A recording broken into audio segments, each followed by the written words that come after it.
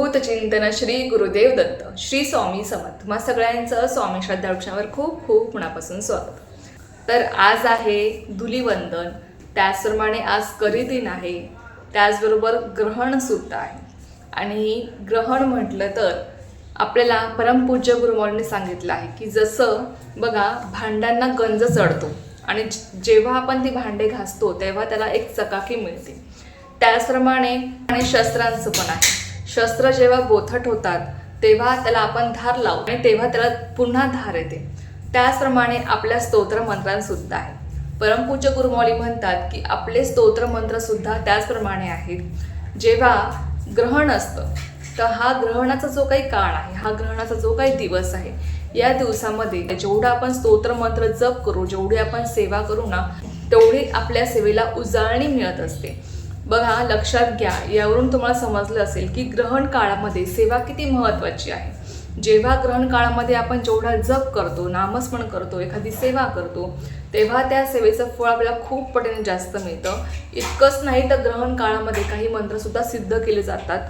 खूप महत्त्व आहे ग्रहण काळामध्ये। जेव्हा आपण सेवा करतो तेव्हा त्याचं फळ आपल्याला अत्यंत पटीने मिळत असतं। तर बघा, आज ग्रहण काळ आहे। ग्रहण दुपारी 3:30 सुरू होणार आहे, तर ते 6:46 असणार आहे। पण सूतक काळ हा सूर्योदयापासूनच सुरू झालेला आहे। तर लक्षात घ्या, आज दिवसभरामध्ये तुम्हाला जमेल तेवढं तुम्हाला तशी सेवा करायची आहे, तसं तुम्हाला नामस्मरण करायचं आहे।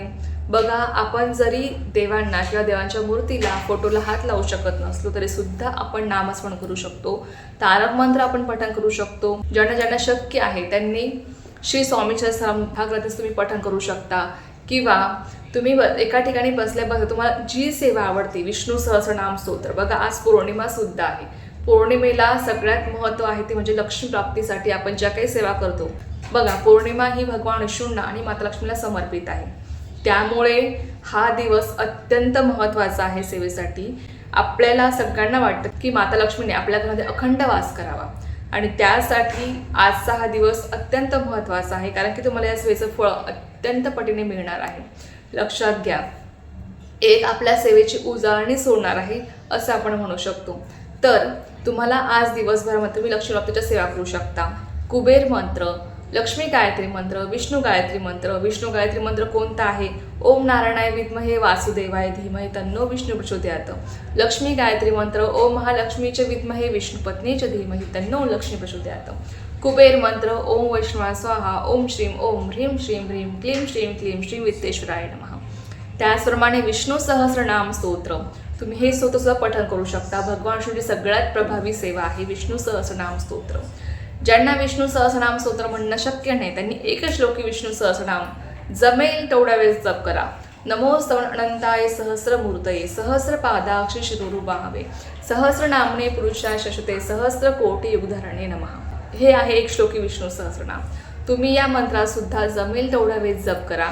हा मंत्र जेव्हा आपण 11 वेळेस जप करतो तेव्हा आपल्याला विष्णू सहस्रनाम स्तोत्र पठण केल्याचं फळ मिळत असतं। तर बघा, तुम्हाला ज्या सेवा आवडतात, ज्या सेवा तुम्हाला करणं शक्य आहे, त्या नक्कीच करण्याचा प्रयत्न करा। बघा, तुम्हाला काही करणं शक्य नसेल तुम्ही फक्त नामस्मरण करा, श्री स्वामी समर्थ, श्री स्वामी समर्थ, श्री स्वामी समर्थ। तरी सुद्धा ही सेवा अत्यंत प्रभावी आहे आणि नामस्मरणामध्ये खूप मोठी शक्ती आहे, तुम्हाला मी सांगितलं आहे। नाही काही करणं शक्य, फक्त एका ठिकाणी बसून नामस्मरण करा, किंवा कुठलेही काम करताना तुम्ही नामस्मरण करा, तरी सुद्धा ते स्वामींपर्यंत पोहोचते आणि आपल्याला आपल्या सेवेचं फळ मिळत असते। तर हा ग्रहण काळ अतिशय महत्त्वाचा आहे। या ग्रहण काळामध्ये तुम्हाला जमतील तेवढ्या सेवा करा। विशेष करून गर्भवती महिलांनी रामरक्षा स्तोत्र, आपल्या पोटावर हात ठेवून रामरक्षा स्तोत्र तुम्ही पठण करा। त्याचबरोबर तुम्ही काळभैरवाष्टक पठण करा।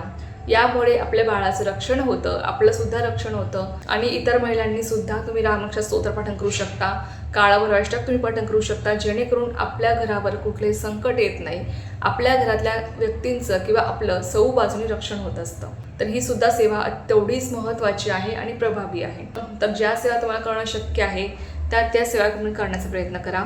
सिद्ध कुंजिका स्वतःच तुम्ही पठण करू शकता. पौर्णिमा आहे, आपल्या कुलदेवीसुद्धा सेवा आपल्याकडनं घडली पाहिजे, त्याच्यामुळे तुम्ही सिद्ध कुंजिका स्तोत्र पठण करू शकता. ओम ऐं ह्रीं क्लीं चामुंडाय विजया 99 मंत्र तुम्ही जप करू शकता. मी तुम्हाला सांगितलं की लक्ष्मी गायत्री मंत्र, विष्णू गायत्री मंत्र, कुबेर मंत्र जमेल तसा जप करा. श्री स्वामी समर्थ या मंत्र तुम्ही जप करू शकता. श्री स्वामीच्या स्थानामध्ये ग्रंथ तुम्ही पारायण करू शकता. पूर्ण एक हा ग्रंथ तुम्ही पठण करू शकता. तर बघा, खूप सेवा आहेत करण्यासारख्या, फक्त आपली इच्छाशक्ती असावी लागते.